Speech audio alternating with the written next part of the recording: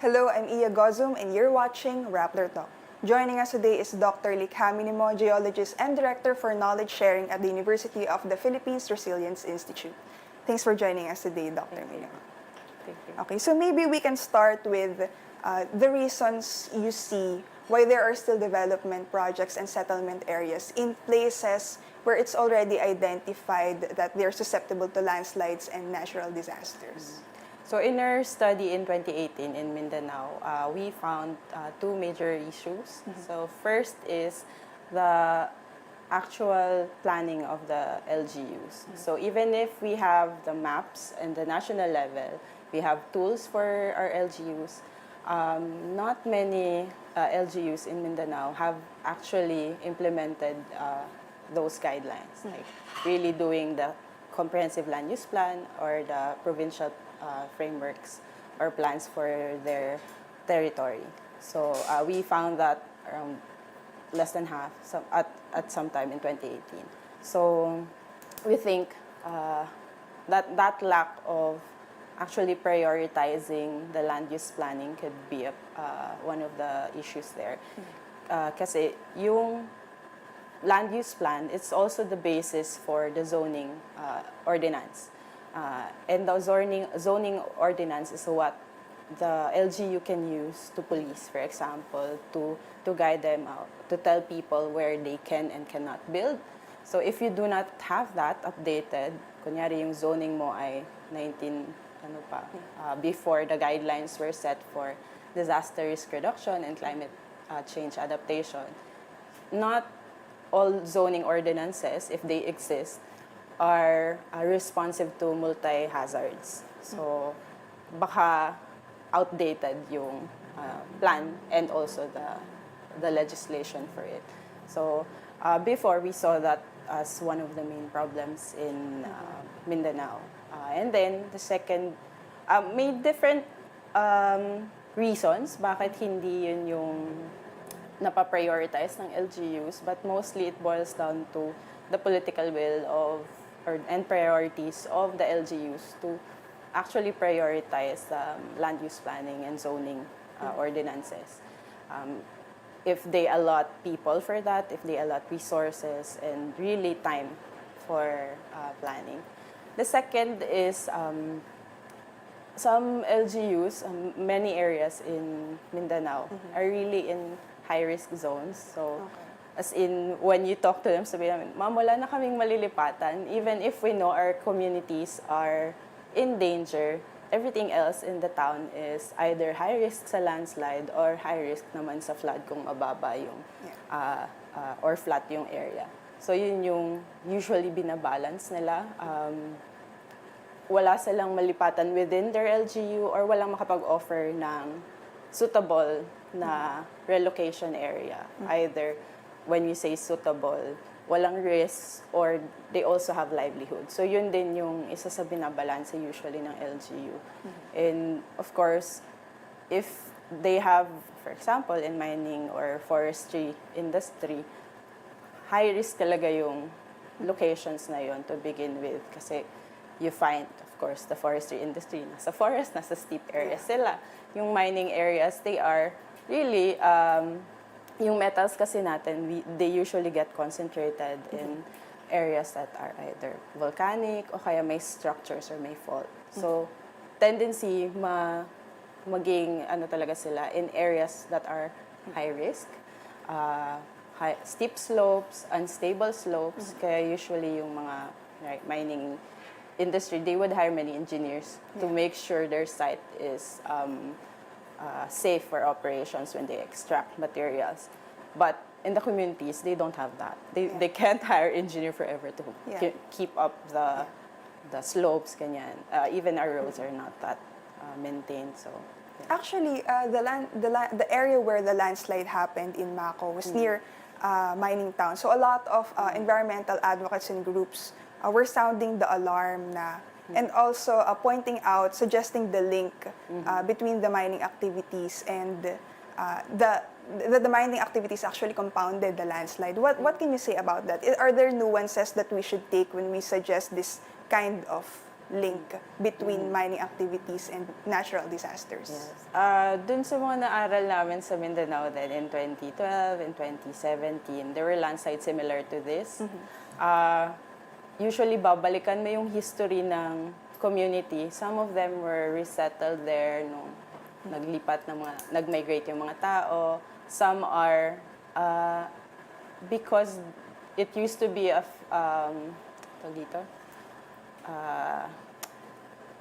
forestry area. So parang for logging, ganyan. Then because people found livelihood there, they migrate. So not only, hindi lang siya from locals, you'll see many migrants from other provinces as well in such areas. So hindi lang siya actually yung mining, but actually the population growth in that area. Because when you increase the population, you'll need food security. So in that case as well, you might expand your farms.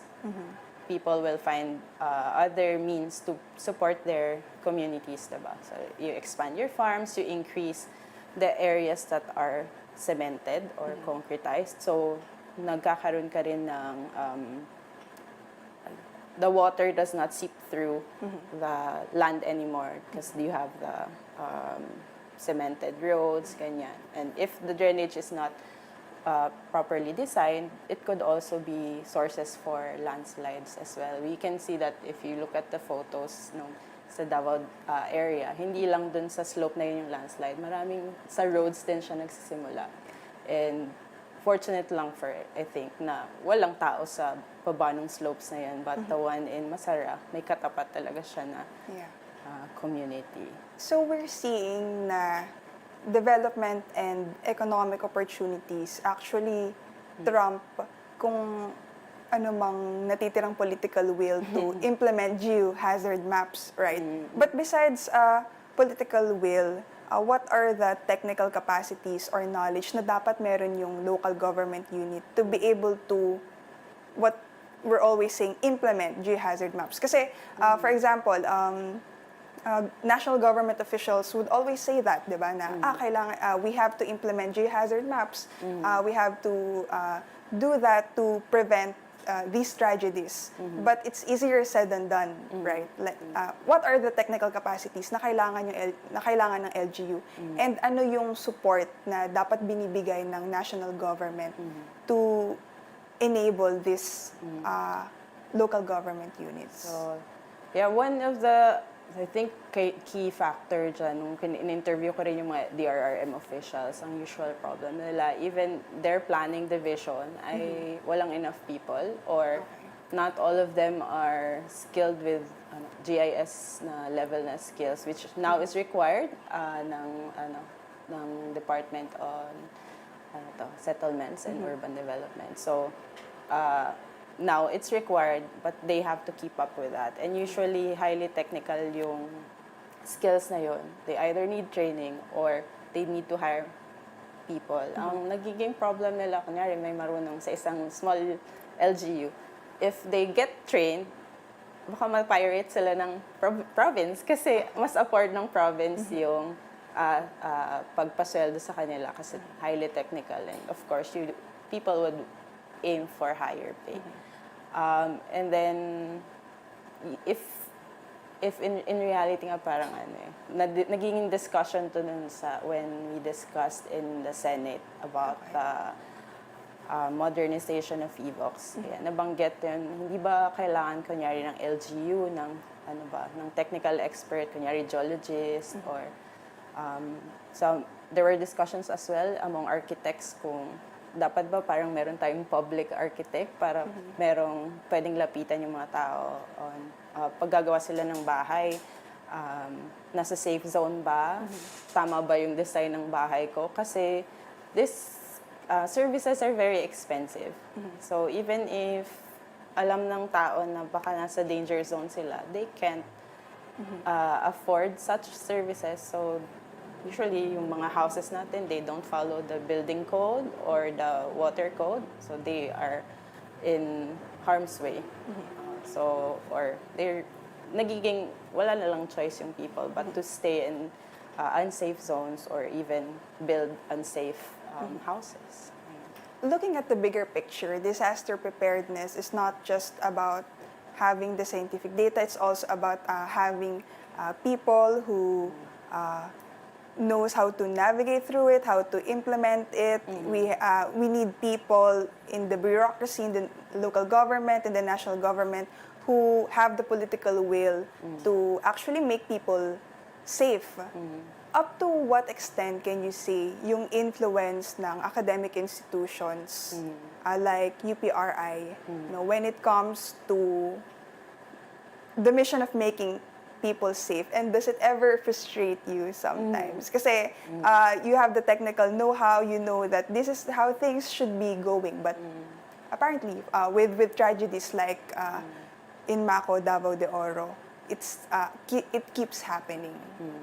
So I think it's very important that we engage the local community. If you read on the history ng NOAA, which is now part of UPRI, used to be more on scientific talaga siya na endeavor, how to predict where landslides could happen, saan yung floods.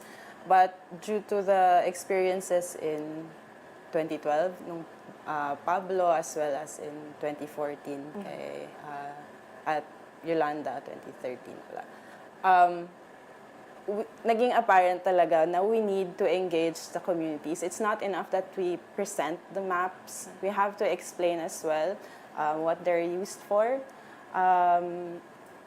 We have now, our way is prioritizing partnership with LGUs because we know they are required to make the plans. Yeah. So we provide technical assistance for them to help them do their plans. We have examples sa Bicol, sa Bataan, sa Balanga, even here in Quezon City. Here in Quezon City, we went up to the level of helping them plan the drainage around the city and even building Internet of Things, of sensors and monitors for floods. So in that sense, we can actually, if we engage the community in that manner, we can reach more.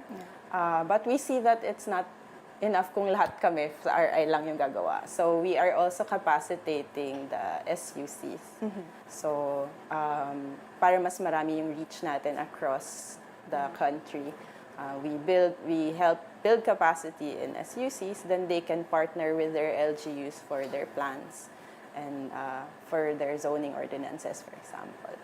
And yun then, in the national level, we take part in the discussion, as I mentioned earlier. We take part in the discussion in making sure at the national level as well, and laws that we make, these are science-informed. Yung ano ba yung kailangan talaga ng mga agencies, we voice out the concerns then in human resource ng mga agencies. Kasi even them, we usually just rely on PHIVOX or MGB for hazard maps, diba? But even them, they are understaffed. So same as RI, we can be, madali lang kaming mawala ng tao if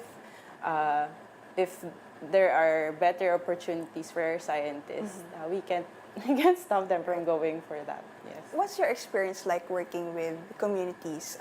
How responsive are they? How do they respond to these teachings, kumbaga, kung paano ba ma-improve yung kanilang safety and security kung saan sila nakatira? I think it varies, depende sa town. Pero kadalasan naman, if they are really experiencing the hazards, they would be very receptive in understanding why it happens, can we actually do something about it. Ayan. So we had an experience in Leyte that after we mapped, we presented it to the mayor and the LGU. So with that, they finally decided na hindi na talaga pala safe sa barangay, for this barangay. We have to find a new place for them. And for the community themselves, they know that they have to because they lost houses, they lost family members. So they were receptive to that idea. But really, yun lang. Kailangan mo pang gawan ng paraan na, kunyari mga fishermen sila, tapos ilalayo mo sila sa dagat, mga ganung bagay. Kailangan yun na may konting creativity pa yung LGU para ma-make sure na solve mo both economic and safety issues. How do these interactions with communities inform your work as people from the academe, as scientists? Parang how do that add, does that add another dimension to how you see disaster resilience, how you define disaster preparedness and recovery?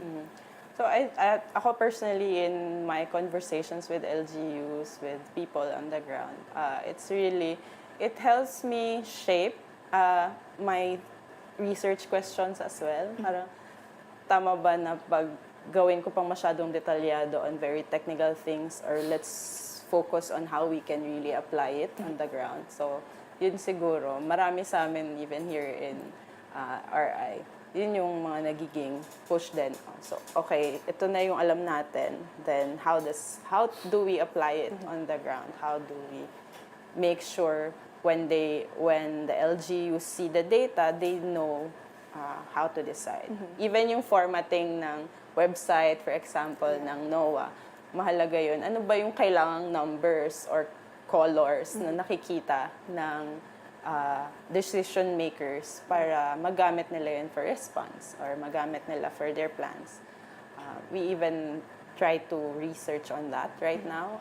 Nakita din kasi dun sa examples before, diba, na hindi enough na meron kang scientific data. Kailangan i-package mo siya in a way na ma-absorb siya ng tao.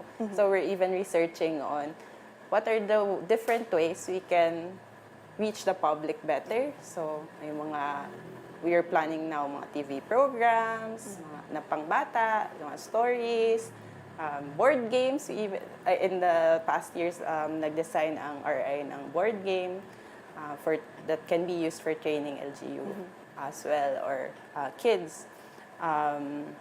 You also, yung latest namin is the massive online course on basics of resilience. So, kasi nakita namin na, yun nga, yung mga DRRM officials, kunyari, kahit gusto nilang matuto more on hazards, for example, on the technicalities of it, ang daming disaster sa Pilipinas, so wala silang time na alis sila, kunyari, from Mindanao, mag-aaral pa sila sa somewhere else. So, we wanted to offer that in a more accessible way. So, we made the free massive online course. So, even that, part yun ng pag-prioritize as well ng science communication. Right. Not more than just we usually, as part of the job, is to write publications, diba? But now, really, make it in different formats as well that can reach the public faster, more accessible, and mas magagamit nila. I think it's easy to bash locals, no? Madaling sabihin na nagkaroon na ng landslide dyan before, bakit hindi kayo umalis? And people are naturally wired to think na, hindi nila pwedeng iwan yung bahay nila, hindi nila pwedeng iwan yung trabaho nila. Parang, what can you say about that kind of thinking of putting the burden on locals na dapat umalis na lang kayo dyan? And to what extent can we, quote-unquote, blame the local government for not really pushing for the relocation of these people? I think we need to find out muna kung updated ba yung plans, may ordinance ba sila na sinusunod, or were there dialogues, for example, sa community, kung ano ba. Actually, dapat kasi yung plans, it involves the community. I think it's very important that when we make the plans, the zoning ordinances, alam ng mga tao na yung risk, as well as ano yung substitute natin, ano yung alternate. Kasi kung meron silang buy-in, kung nag-participate talaga sila sa planning procedure, sila mismo pupulisin nila yung implementation ng zoning ordinance. May nagbi-build dyan, bawal dyan, di ba? Ganyan. So, if they understand their risk, and that comes with minsan may complication ng, kunyari, napagdaanan na nila before, tapos hindi naman sila namatay. So, sometimes there's that as well na kailangan mong balansehin at talagang kausapin sila, i-involve sila din sa decision making. Kasi minsan, many in Mindanao also are ancestral lands. So, may mga LGUs din na hindi nila sila malipat because of our laws as well and policy on ancestral domains. So, kailangan din yung balansehin lagi. And that's part of the planning process, supposedly, na involve yung communities in such decisions, lalo na yung mga vulnerable sectors. Right. Yeah. What are the innovations or new technology in hazard mapping or in the field of disaster resilience in general that you think the national government should be investing in, lalo na especially the Philippines is one of the most disaster-prone countries in the world? I believe it's a good move that we have the Philippine Space Agency, that we capacitate our engineers and how to create satellite, how we can get satellite images na on our own, not relying on other countries. We also have science, mga warning systems na we can install in areas. Pero I think I strongly believe, hindi lang siya dun sa technologies, but also we need to invest on people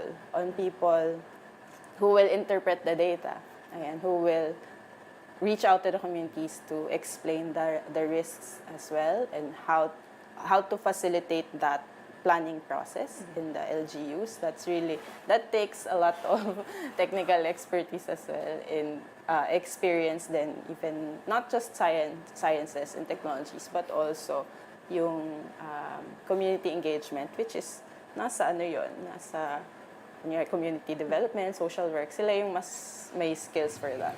So really, having that approach of recognizing na hindi lang siya on the technologies. Kasi marami tayong cases, even, not just in Mindanao na, meron tayong mga sensors.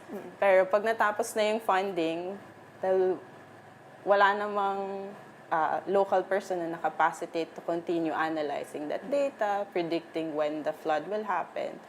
Wala na din. So kahit may sensor dati, ngayon wala na, hindi na sila na-operate kasi wala na ding local person to actually make use of that. Yeah. So I think it's important that we also invest in people, fair salary, fair